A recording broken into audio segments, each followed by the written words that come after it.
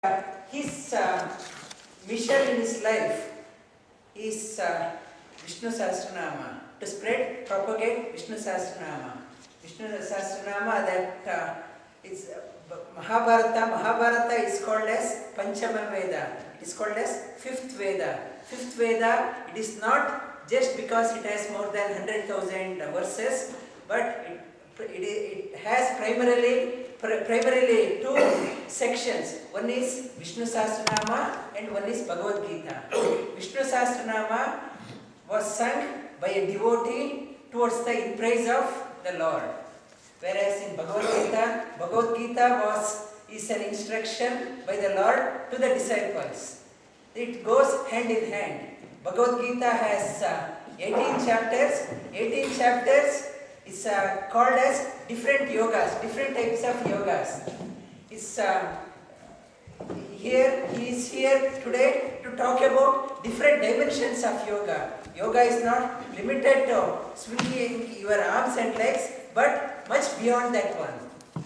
I will request Sri Arunamalige Parthasarathy ji to expound on different dimensions of yoga. It is not confined to physical yoga, but much beyond that one. I will, without taking much of his time, I would request Dr. Arunamalige Parthasarathy to take the stage for next 1.25 hours up to 20 past 9.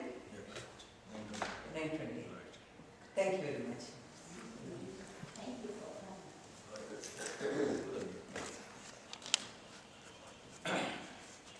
आपादमौलिपर्यन्तं गुरूणाम् आकृतिं स्मरेत् तेन विघ्नाः प्रणश्यन्ति सिद्ध्यन्ति च मनोरथाः। योऽन्तः प्रविश्य मम वाचमिमां प्रसुप्तां सञ्जीवयति किल शक्तिधरस्वधाम्ना पुण्यां सहस्रचरणश्रवणत्ववादं प्राणान् नमो भगवते पुरुषाय। First of all, let me prostrate at the feet of the Lord and let me invoke the blessing of all the yogic gods. Let me invoke the blessing of the Prana Shakti or the Prana Vayu or Vayu Deva. And let me congratulate Mrs. Rajendra for their very sincere efforts to put life into our life. All of us we have life, but many times we feel we are lifeless.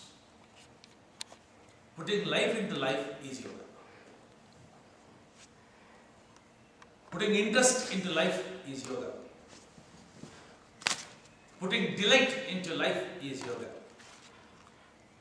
Putting light into life is yoga. Elimination of darkness of the physic, mind and other subtle things in body, that is yoga. Putting delight and enlightenment into us within, that is yoga.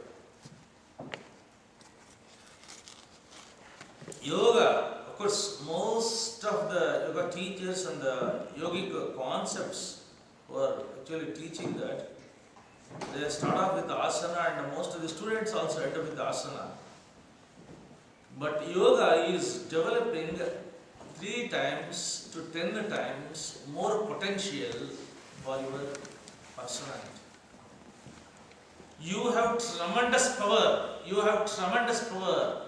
have extraordinary strength. You can achieve wonders. You can pluck thunders. You can actually create 10 to 100 more dimensions into your life and personality. But unfortunately, we are so much conditioned by our time, our efforts, our work, our routine. We have lost the memory of that extra capacity. We have lost that knowledge that we have 10 more dimensions into our personality. Yoga, when you come to yoga, you will understand we have something else and something extra within us. And there's something else and something extra which is within us is covered by the darkness, by the ignorance, by not having awakening, or by routine, or by overwork, something like that. It is covered. Yoga uncovers this cover, which is covered By uncovering the cover, it discovers your inner potential, inner extra capabilities. The research, Stanford research recently has stated that only between 4 to 7.5% of our potential we are realizing and utilizing for our life. 90% extra potential is there, 90% extra energy is there, 90% extra possibilities are there, 90% extra feasibilities are there. You can move the whole world, and the whole world is normal, whole world is trivial, whole world is very, very mediocre. And if you come to know that you have that extraordinary and excellent capability, then you can maneuver, exceed, succeed this 100% world possibility. Yoga, all of you are fortunate because you have come to Vasudeva Kriya Yoga of Rajendra. In fact, when the yoga university was started long time back in India by Nagendra Nagaratna, I was associated with the starting, the inception of that university. Last time when Rajendra came, both of us, we had been to that university and we had interaction with Nagendra, who is the chancellor of that Yoga University of India.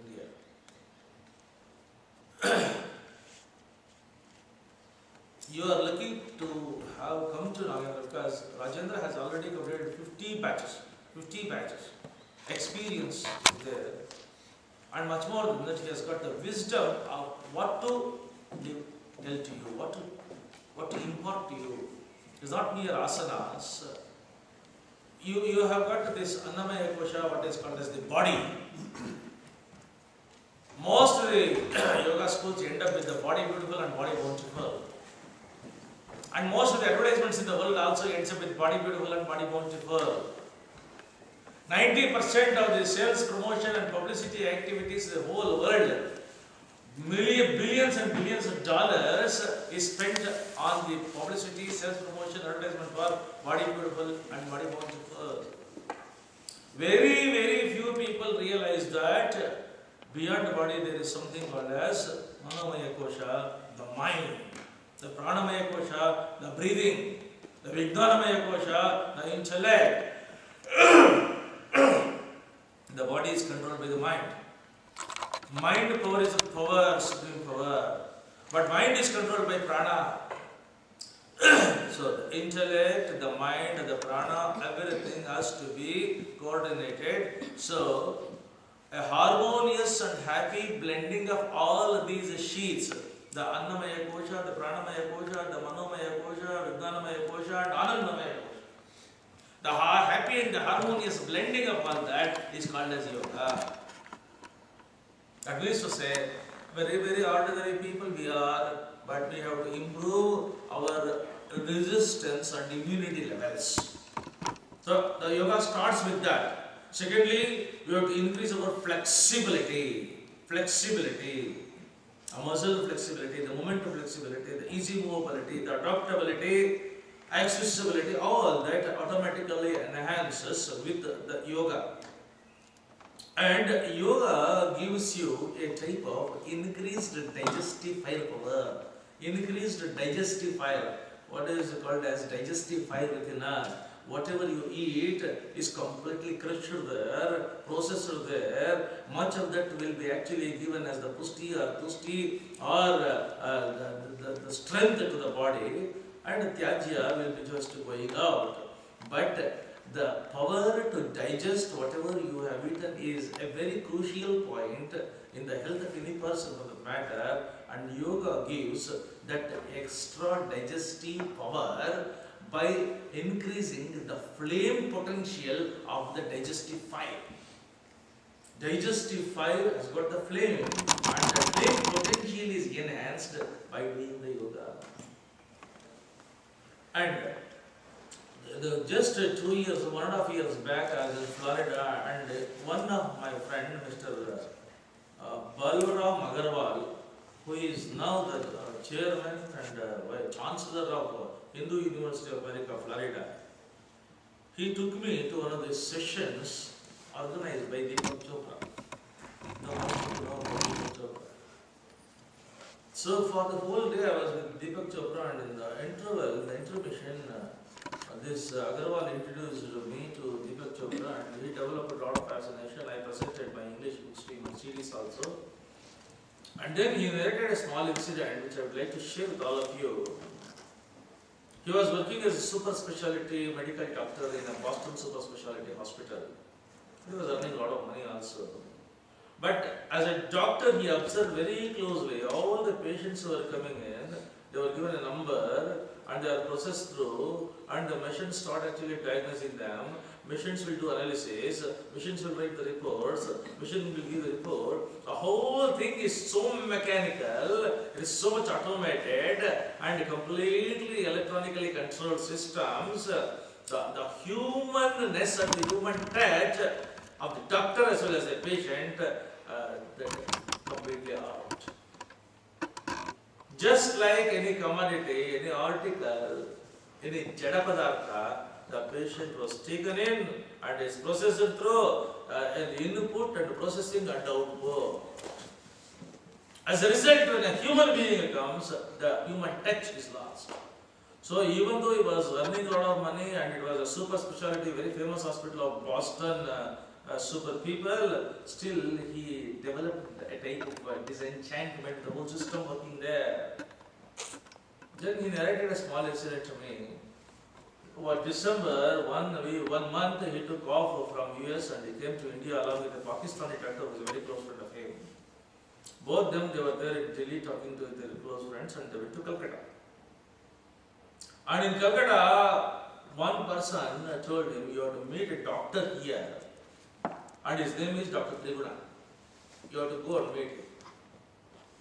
Then they find out the address of Dr. Triguna and they went. It is in the smallest gully of a slum area which was full of stinking and complete contamination and pollution.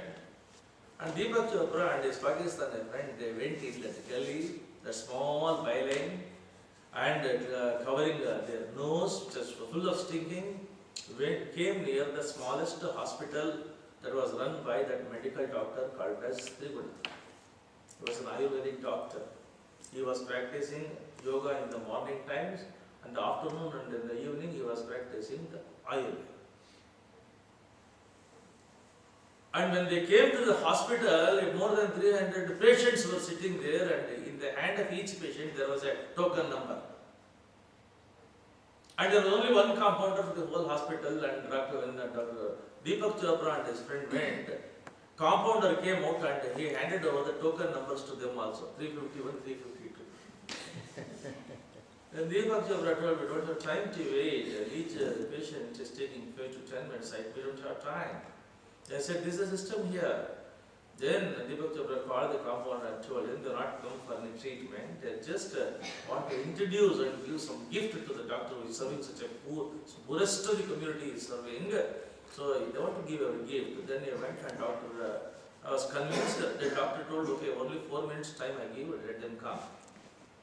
Then Deepak Chopra and his friend went there, and Deepak Chopra stood up from the chair to introduce himself. Then Dr. Triguna told, don't talk. Don't talk, no, don't open your mouth. He was not allowed to speak even for one word. Give your hand. The Dr. Triguna took the hand of Deepak Chopra and started examining the nadi. And he closed his eyes. Dr. Triguna closed his eyes, and for 2.5 minutes, 3 minutes, he just checked the whole nadi. After 3 minutes, he started narrating the complete life picture of Dr. Deepak Chopra. From your child age till today, what you were, how you grew up, and what you are now, what is your state of health, and what is your potential state of health, and what you will end up and how you will end up.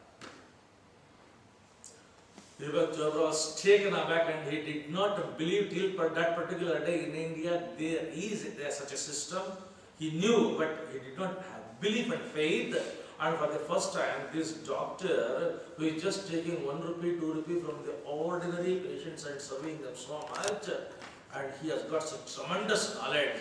immediately asked Dr. Triguna, where from you got this extraordinary blissful blessing of without talking and without taking any input from the patient, you are able to come out with a complete detailed description of the patient, where from you got it? Then immediately said, it is from Dhanvantari. I got it from Dhanvantari. I am an Ayurvedic doctor. We believe in Dhanvantari. Yoga was given by Dhanvantari. Pranayama was given by Dhanvantari. Meditation was given by Dhanvantari. Ayurveda was given by Dhanvantari. We worship him as an Ayurvedic doctor. It is a small thing, but it's not a very big thing also. Nadi is something which can actually describe everything of you. What is the consequence of this particular meeting? That is a very interesting part of it.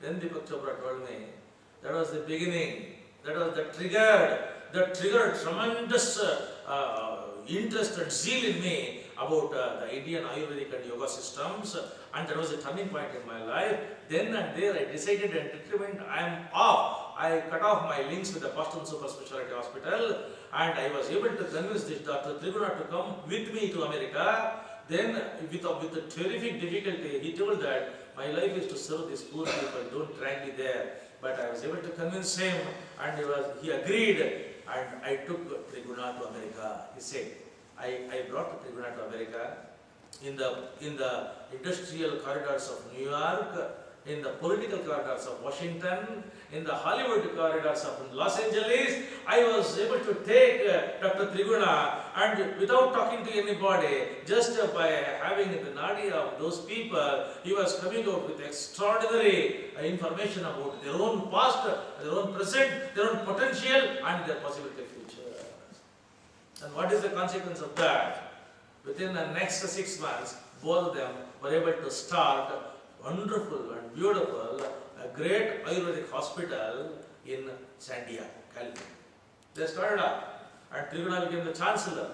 And now the wings are spreading so fast in all the parts of America.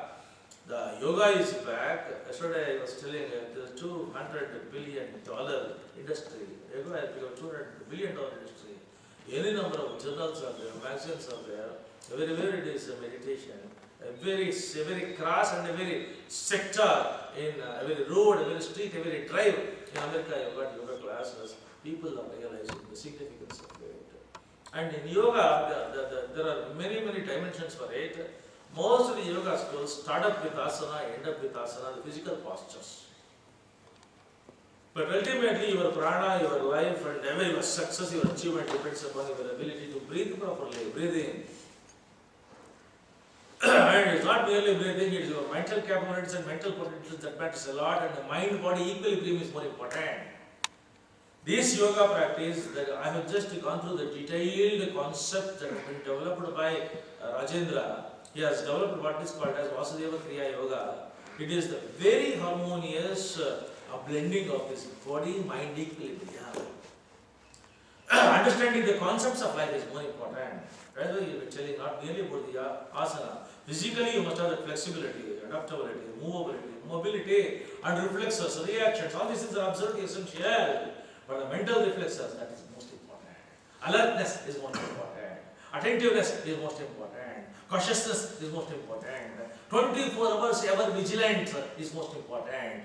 That is the speciality of Vasudeva Kriya. Mental alertness and the mind-body equilibrium. And the mind starts responding to the body postures in this Kriya Yoga. Mind immediately starts activated. Mind is activated. In fact, most of the people in the world have forgotten that they have the mind. The body significance and the body importance and the body prominence and the body priority and the body publicity and the body McDonald's and the body Burger King and the body advertisements and the body films and the body serials. Most of the people start up with the body and end up with the body. Body beautiful and body beautiful. That is the theme of the modern world. But as a result, what happened? The next generation people open the newspapers, journals, magazine, switch on the TV. 100% it is nothing but the body connected themes. Body connected themes. As a result, what is the result? We have ignored and comfortably forgotten the existence of the mind. Always, anything you think only anything connected with the body. There is something called the mind which is more precious, more significant, which takes the decision. Body cannot take the decision. Your future, your life, it depends upon your ability to take the decisions, your ability to select from the choices, your ability to know the alternatives, your ability to create the alternatives. These are all the mental happens. What are the alternatives you have? What are the possibilities you have? What are the potentials you have? If you have one alternative, see if there's a problem. Many people are suffering from the depression. You know about it. Particularly in the West, many people are suffering from the depression. Why? Because they have a serious problem. They have got a severe problem. And that is the end of it. If there is a problem, there is a solution. If there is one solution, there is one alternative for it. Not one solution.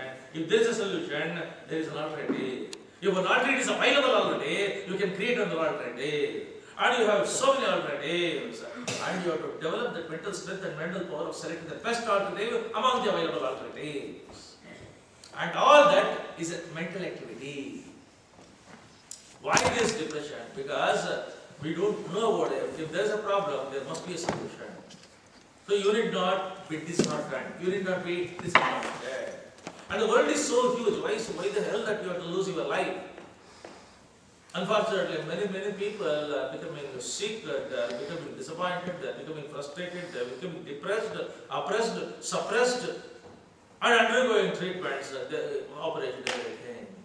Absolutely, there is no reason why you have to, because yoga gradually, slowly, naturally alerts you about the existence of the mind.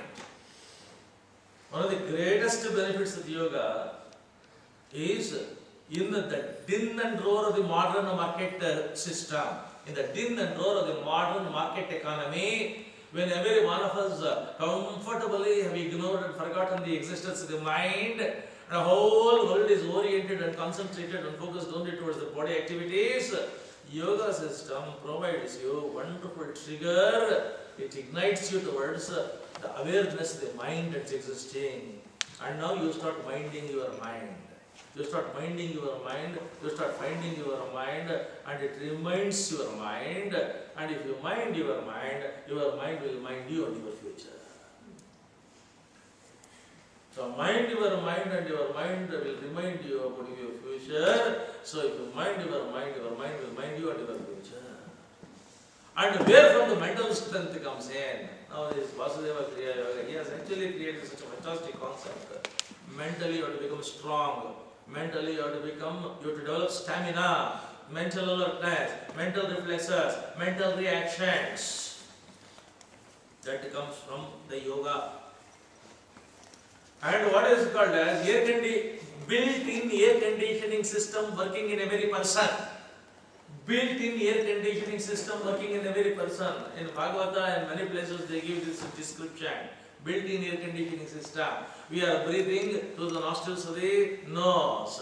And in one part of the nose, whatever breathing that you take, it creates a type of heat and a hot system within. Another one, it creates a cool system within. And the balancing forces and the balancing factors automatically operates. In fact, most of us, we have forgotten that we are breathing. Most of us, we have forgotten that we are breathing. The moment breathing stops, then you realize that the prana is going out, but it is high time because you will not be there to know. So when we are here, you improve your breathing systems, improve breathing techniques, improve breathing controls, create more wonderful air conditioning, automatic air conditioning, so that dependence upon the artificial air conditioning is reduced. Any person who actually strengthens his breathing systems, his depends upon the artificial air conditioning is reduced, his immunity and power and strength, resistance capacity against the severe cold of Canada, Australia, against the terrific sunstrokes of Australia, the immunity systems and resistance power increases with the perfect and proper understanding the breathing techniques of the Vasudeva Kriya. Because if you make a scientist, in fact he is writing a beautiful book, possibly in another 6 months or 1 year, that book will be out. What is the specialty of the Vasudeva Kriya Yoga? The way in which he gradually tells you that the breathing, it creates a type of system where it takes care, it develops the stamina and the strength and the stability from within to withstand against the onslaughts of severe cold or severe heat from external factors. Much more than a mere thing. What you thought yesterday, you have become that today. What you are thinking today, you are going to become tomorrow. What you thought yesterday, you have become today. What you are thinking today, you are going to become tomorrow. What you thought matters a lot. Thinking matters a lot. Thinking is an intellectual exercise. Intellectual exercise is the Vijnanamaya Kosha. And of the super capable accomplishments of all the world comes from this intellectual capabilities. And the money power also, the financial strength also comes from this conceptual capabilities, intellectual capabilities. The menial work, the normal work, the ordinary work, the human work, the technical work, the administrative work, the office work, and the conceptual work, and super capable works. You know the difference in the compensation and the remuneration for all these things. And this Vijnanamaya Kosha is nothing but the intellectual sheath which increases your decision-making strength, policy-making strength, conceptual powers. Conceptual power. That is what is called as clarity of thought and clarity of expression. Clarity of thought and clarity of expression. The thought current of the thought waves, that matters a lot. Your thought current, thought wave should be positive, should be creative, should be innovative, should be extraordinary, and you should not compromise with the ordinary things, trivial things in the world. Most of us, we fall prey, we are tempted to compromise with the ordinary things of the world. And many times we think we are helpless, that's why we are accepting this, or we are adapting to this. But if you mind, if you decide, if you determine, if you take a challenge, if you don't compromise with ordinary things, you will end up in accomplishing the extraordinary things. Think always big and think always higher and think always greater and think always extraordinary achievement. Don't think ordinary. Don't compromise. That comes from the burning passion and the burning desire. And the burning passion and the burning desire stems from the intellectual aspirations. And that is what is called the Vijnanamaya Kosha. And the Manomaya Kosha, the Annamaya Kosha, the Pranamaya Kosha, and the Vijnanamaya Kosha, all the four things, when they're harmoniously blended together, then it takes you towards what is called as the bliss, the joy, the happiness, the delight, and supreme happiness, which we call as Anandamaya Kosha. So, one of the special, in fact, the manuscript of the book written by Mr. Rajendra, with his experience of 50, he has actually sent already 50 batches. In fact, he has to do a celebration for that in a city like Melbourne, with his very simple and very humble approach, his concentration, attention, interest, and positive approach for the requirement of the aspirants who come, yogic aspirants. It's a great accomplishment, and he has already done 50 batches, and his experience has actually molded and shaped a type of concept within him, and he has given that concept as Vasudeva Kriya Yoga, which is different, and which is differently different, because from the very inception of the very great Yogic University of India, I am associated with that university, and I am associated with large number of yoga institutions throughout the world also. But this one, I liked it and I loved it because of this interconnections that he has gradually introduced there, and without making a very major imposing or telling the theory about all that, In the very system of yoga that he is introducing to you, he has created these built-in practices which actually enhances your breathing potentials, air conditioning systems within the body, mental strength and mental stability, and ability to take positive decisions, right decisions at the right time, and the withstanding power, and the immunity cycle, resistance strength, and the intellectual power, that is thought waves and thought currents moving fast forward and making you to think at a higher levels always, and to think bigger, to think greater, think for greater accomplishment.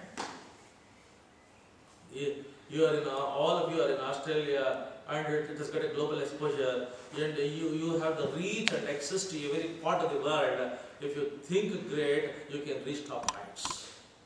But don't think small, don't think petty, don't think cheap, don't think mean, think great, think extraordinary, think something unimaginable. Once you start thinking means that intellectual mind cooperates with you, the breathing cooperates with you, the body cooperates with you, you've got the strength, you've got the power, you've got the opportunity, world is at your disposal. I will achieve it, provided you develop that type of power.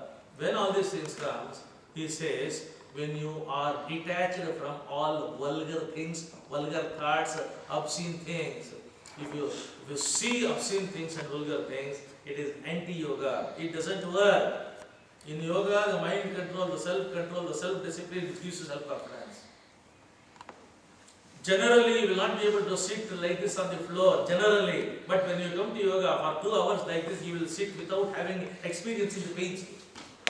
In the beginning stages, you will experience the pain, particularly when you sit for Vajrasana. In the beginning, it causes a lot of pain. Particularly, most of the people in the Western countries who doesn't have the practice of sitting on the floor, eating on the floor, etc., to sit for 10 minutes on the floor was a tough job. But when they are inducted into the yoga systems, they learn to sit for half an hour, 1 hour, 2 hours. Then in asanas, in Vajrasana, in Padmasana. Then afterwards, bending the body. In the beginning stages, it looks as if it is paining. Afterwards, pain becomes pleasure. And pleasure takes out pressure of the body. So all interconnected and interlinked. Second thing is the yoga system has got an extraordinary and tremendous faith and belief in the God. Yoga or Dhanurveda and Ayurveda are Upavedas having equal stature and status like the Vedas. You have Rigveda, you have Yajurveda, you have Samaveda, you have Atharvana Veda. Like that, the Upavedas are Ayurveda and Dhanurveda. In Ayurveda, one of the most important things is yoga, pranayama, asana, nididhyasana, all these things. The Shravana, Manana, Nididhyasana, that is equally important. Shravana means listening. Shravana mana kananda vivudu, bhava janita dukkagala kalevudu, vividha bhogagala iha parangala itu salapuvudu, bhuvana pavana venipa lakshmi ramana mangala kathiya paramotsavade. Paramotsava means celebration. Paramotsava means massive celebration. Extraordinary celebration. Life is a celebration. Life is a massive celebration. Life is a maxi celebration. Life is a mega celebration. What is a celebration? How from you are going? Where from you are going to get it? That is what I said. Shravana manakananda vivudu. If you listen for good things, noble things, divine things, blissful things, greater things of the life, you listen to that. Whatever you have listened to, that goes into your mind. So whatever you have listened to, that goes into your mind, and in your mind they become thoughts. Whatever you are thinking now is whatever you have listened to. Whatever you have listened to is the only input for the process of thinking. So if you listen to good things, greater things, noble things, godly things, divine things, only that thinking process takes place, and you start thinking only good things. You start thinking good things. You start thinking divine things, positive things, possible things, hopeful things, achievement things, accomplishment things. If you see vulgar things, obscene things, the worst things, the bad things, disappointed things, automatically that becomes the input and the whole thing, depression, disenchantment, disappointment, then the failures. Whatever you listen to, that becomes a thought world. What is a thought world? That you are going to think. What you are going to think, that you are going to speak. Your language is conditioned to your thoughts. Always thought waves will be pushing the talks. Thought waves will be pushing the talks. Whatever you are thinking, that you are talking. Whatever you listen to, that becomes your thought world. What is your thought world? That you are going to think. What you are going to think, that you are going to talk. What you are going to talk, that you are going to do. Because you know only that. You don't know other things. What you talk and what you think, you do that. Because you don't know other things, that is why you can't do.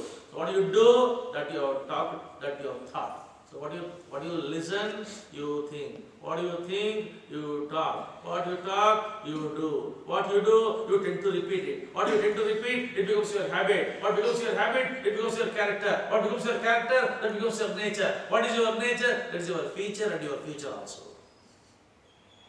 That is why Shravana Manakananda, if you listen to good things and greater things of life, even if it's just 1 hour, 2 hours in a week, still good listening to good things, godly things, you develop a faith, you develop a belief, then you will not have a type of depression attitudes. Most of the youngsters have developed a depression attitude, and they think that nobody is there in the world. And yoga is a philosophy. Yoga is basically a philosophy, then postures. The physical postures are just a small part of the yoga philosophy. And the very main purpose of his writing the new book is to bring to the yoga teachers in the world this great concept of yoga is a philosophy. And if you adopt that as a philosophy of life, then your life becomes positive, enlightened, divine, achievement oriented. We have come here not to just eat, not to spend time, not to waste the time, not to become just an ordinary element.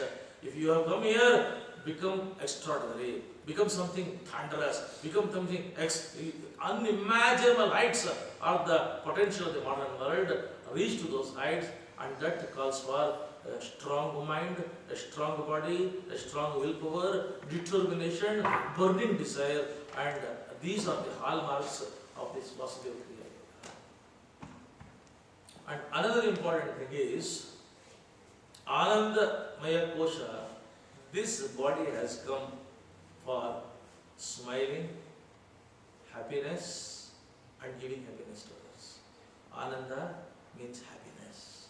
Ananda, joy. Ananda, blissful joy. I have not come here to weep. I have not come here to cry. I have not come here to shed tears. I have come here to succeed. I come here to exceed. I come here to smile. I want the world to smile with me. This concept, I know I cannot be bogged down by any man. I have not come here for getting defeated. No force on this earth can defeat me and my desires. I cannot be bogged down like that simply. Come here to experience the joy and to experience the happiness. And if you want to be happy, if you want to experience the happiness, what is happiness then? Happiness is the byproduct of giving happiness to others. Happiness is the byproduct of giving happiness to others. Happiness is a feeling, it is not a commodity. Happiness and peace of mind, they are not commodities, they are not purchasable commodities. If peace and happiness are available in any shop, any 5-star hotel, in any cruise, the rich people, they can throw the money and purchase the happiness, purchase the peace of mind. A peace of mind and happiness are not purchasable, not tradable commodity. Then where they are available? They are available within. How they are available? Happiness is the byproduct of giving happiness to others. When you give happiness to others, and the type of giving that happiness, whatever feeling you have, whatever sentiment you have, whatever experience you have, whatever bliss you have, that is the real happiness. Happiness is the byproduct of giving happiness to others. And joy is, when you give happiness to others, the enjoyment that they are having by having that happiness which you have given, you see that as the real joy of life. So giving, that is, we have come to this world bringing nothing. We have come here empty-handed. And when you go, even billionaires and billionaires, they go empty-handed. In the meanwhile, you have the car, you have the bungalow, you have the house, you have the husband, you have the wife, you have the children, you have the market, you have got money, you have got wealth, you have got everything. And who has given some invisible source, invisible force, invisible faith, the God, whatever name they give, that has entrusted you with this, all these things with the trust. God entrusted you and He entrusted you. So act as a trustee only, not as a owner. You are just a trustee. But most of us, we have become thirsty for it, forgetting we are trustees. Don't be thirsty, become a trustee, then you will enjoy. Because the yogas, Vivekananda has beautifully classified it as Karma Yoga, Jnana Yoga, Bhakti Yoga, Raja Yoga and all that. In the Karma Yoga, do the work, don't be lazy, don't be sleepish, don't be sluggish, don't be sheepish. Work and work and work. When a child is born into this world, child has got a mouth to consume the food and all that, but child has got 2 hands to work. 1 mouth and 2 hands. If you consume 1 unit, you have to produce 2 units. That is the indication and the message of the birth of every child. What if you consume 1 unit, give back 2 units to this world. That is why 2 hands, 1 mouth. So you have to work and work and work.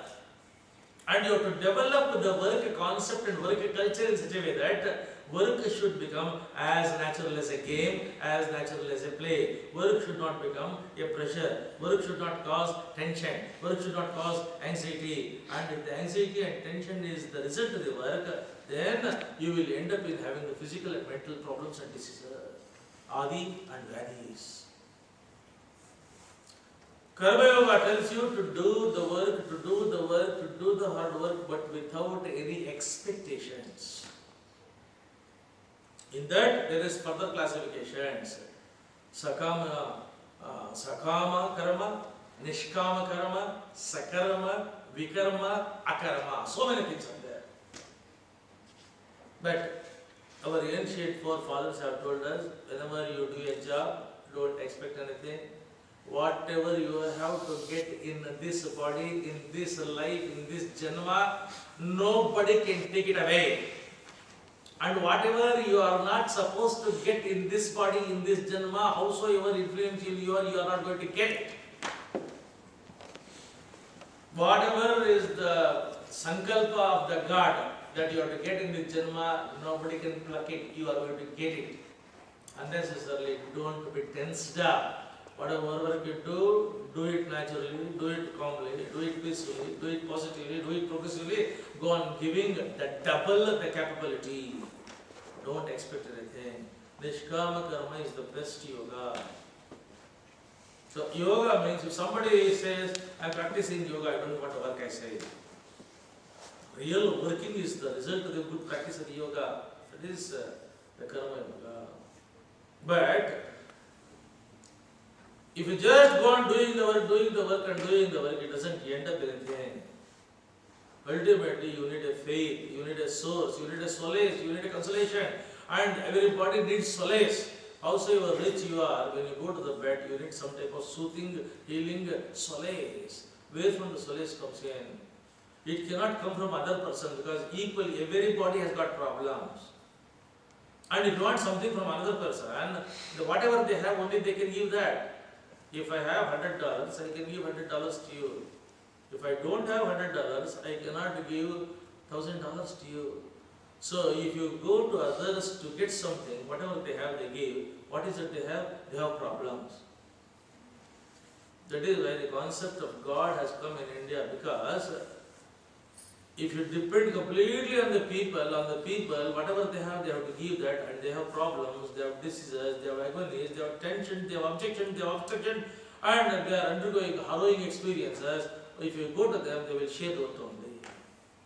On the other hand, close your external eyes, open your internal eyes, go deeper within, thinking of that faith, that source, that force, that great thing which has created this world tens of thousands of years ago, which has created the time, which has created the place, which has created the continents, countries, people, children, the lakes, the mountains, the fountains, the hills, the forests, towns, cities, countries, and century after century, civilizations are coming and civilizations are going, but something is maintaining the whole thing, something is holding the whole thing, something is controlling the whole thing, something is monitoring the whole thing, something is creating the whole thing, something is devastating the whole thing, and that's something which is doing all that. We call that with the faith as the God, as the Spirit, as the source, as the force.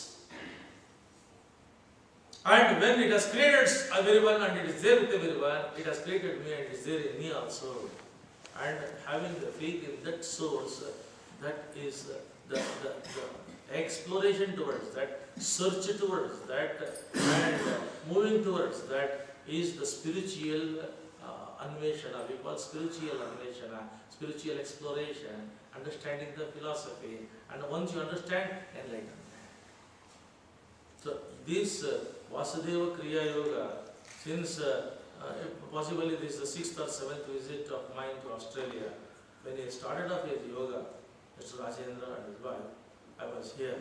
And he has already completed 50 batches. I'm here. And I'm happy. Dr. Ravi and Dr. Usha, they are the medical doctors. They have come here. And many doctors have come. In the last batch, when I was here 2.5 years back, he introduced another person who was also an important doctor.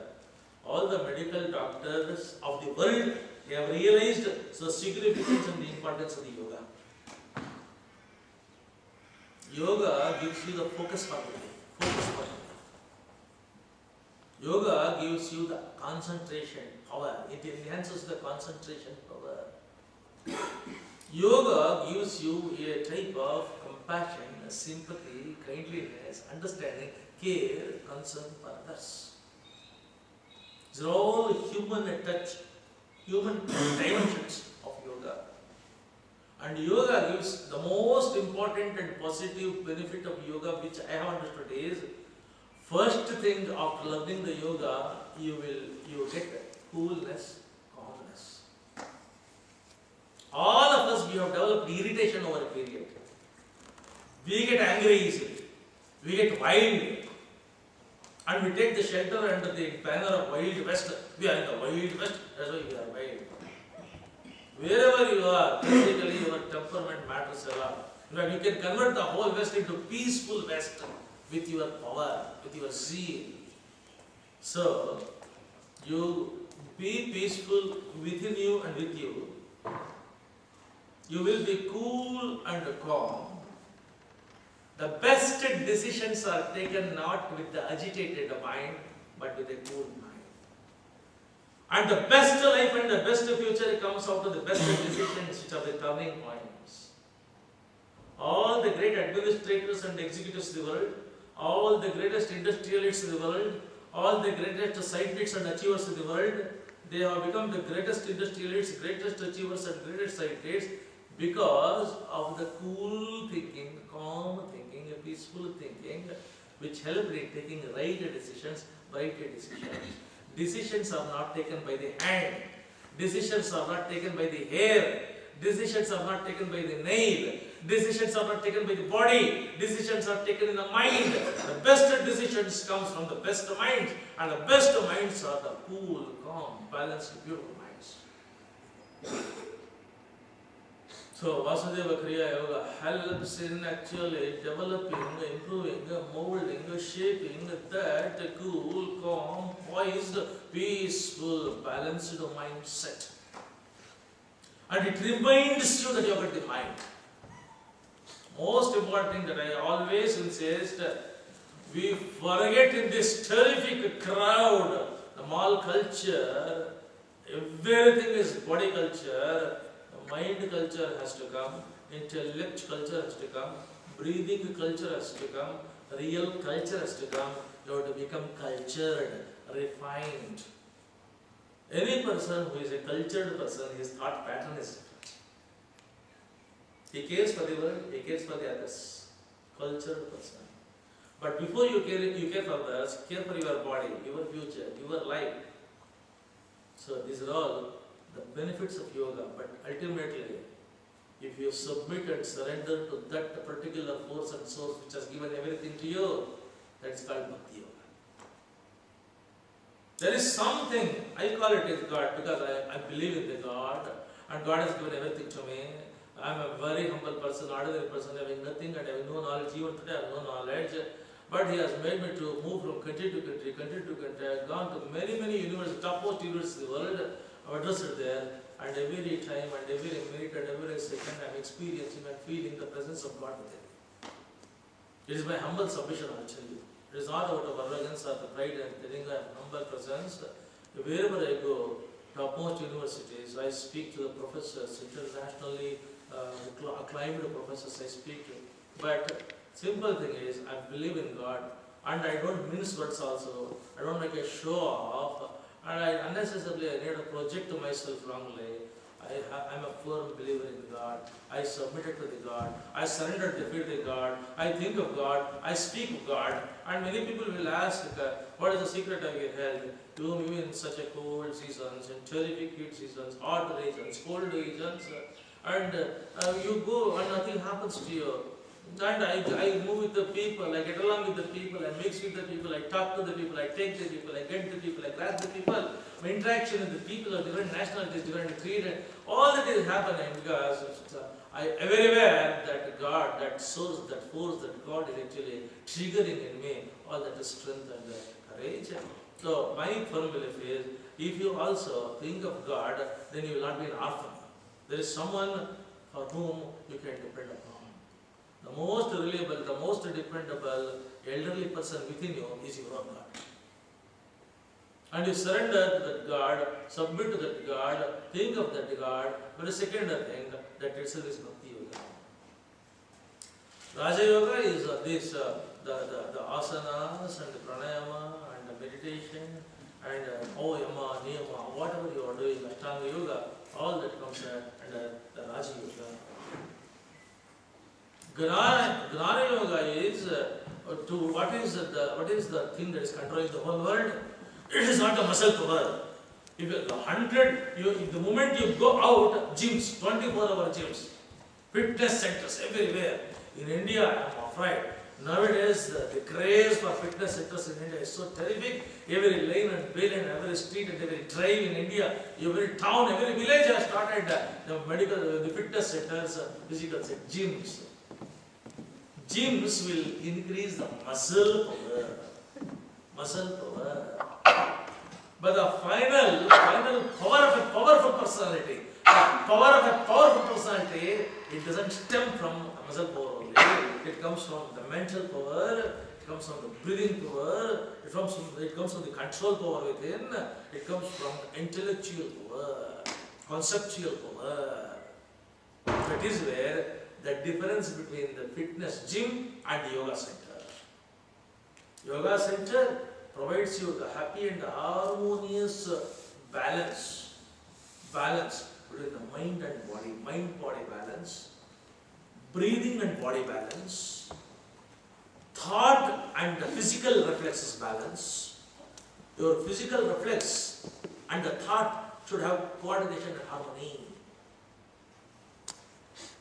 The moment you touch something, immediately the message has to pass down and the mind has to process it and it has to take decision. You have to react also on that.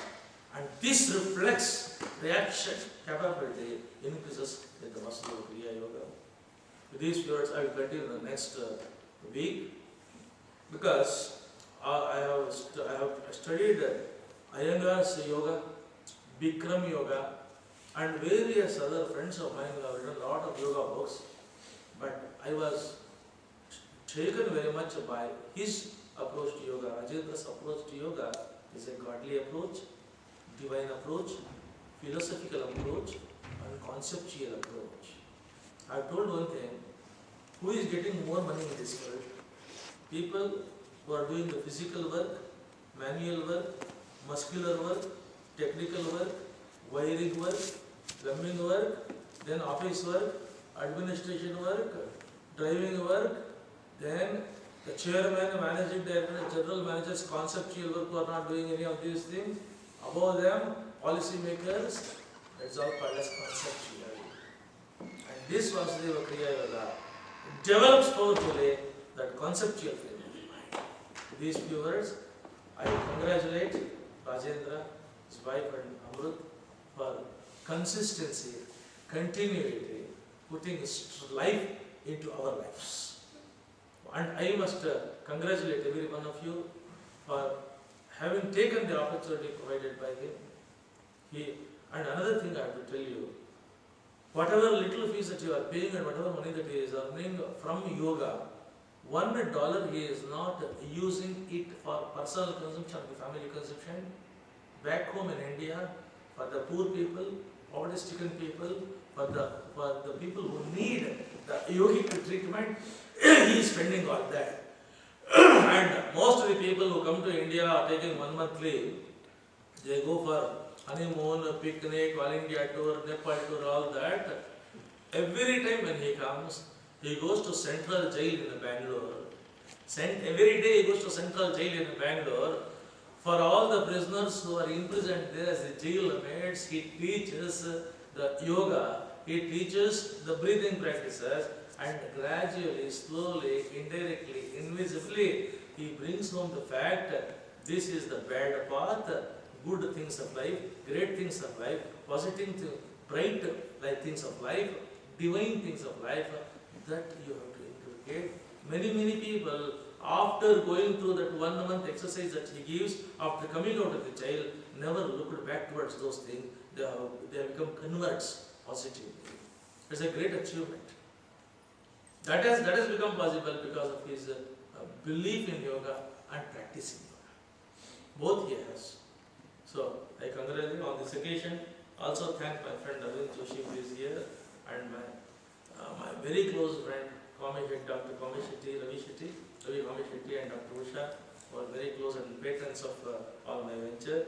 On this occasion, I want to honor my friend Rajendra for all the efforts that he is taking.